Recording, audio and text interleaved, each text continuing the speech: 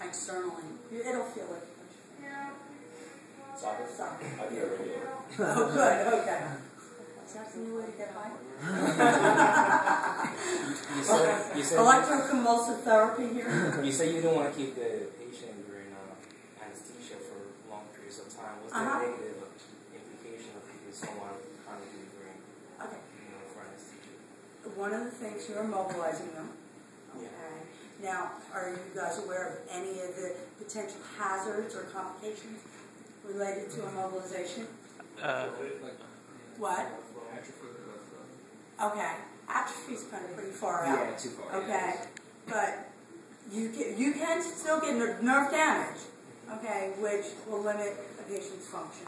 They can also, like you said, alterations in blood flow, which puts them at risk for blood clots, which if the clot goes to places like the heart, the lungs, the brain, or even to smaller vessels, it can cause circulatory damage and people can have strokes, heart attacks, and lose limbs.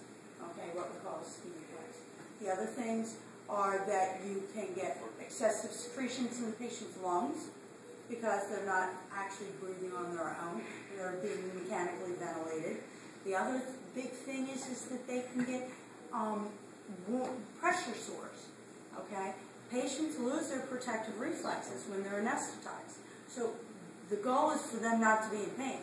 But pain allows them, have you ever moved in your sleep because your arm went to sleep or something like that? So those are the big things, and people can get pressure ulcers because of it. Anything else that you guys can think of? Reactions? You can have a reaction to any medication, okay? The other thing is the longer you have a patient open for surgery, the higher the risk for a surgical site infection. So that's one of the important things. And surgical site infections, just like routine foreign objects, are preventable items. So it behooves us to do the surgeries as quickly as possible, as long as it's safe and thorough. We don't want to do a disservice to a patient, just go in there, and then have to come back 2 days later and repeat the surgery. But you do not want a patient to be anesthetized for extended periods. I wanted to ask, when you have an operation regarding with robotics, do you do a medical test on the robotics before the operation is being conducted?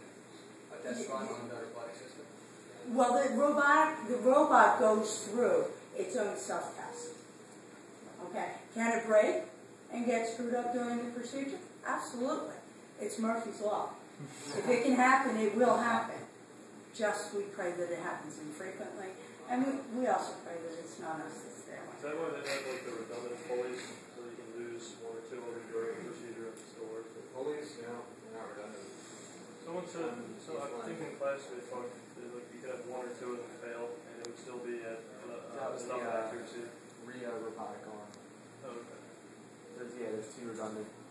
In the arm itself, it loses accuracy. But when one pulley goes out on the actual actuator device, and that's usually how the instruments fail, it's not fully really in the arm. It's in the instrument that you click on. It has to engage, and it has these pulleys that actuate the arm. And that's usually how it fails. So when one of those goes out, you might suddenly just lose the ability to go backwards, to go forward, to turn, you can't go back, you can't cut, whatever. So that's usually how they fail. Anything else?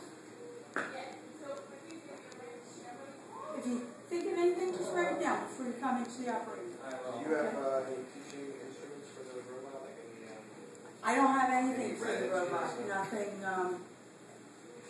Everything is probably. I mean, I could open some stuff up. No, but we don't have any red instruments that are past 3D. Not that I'm aware of. Laura would have them. She's no longer here.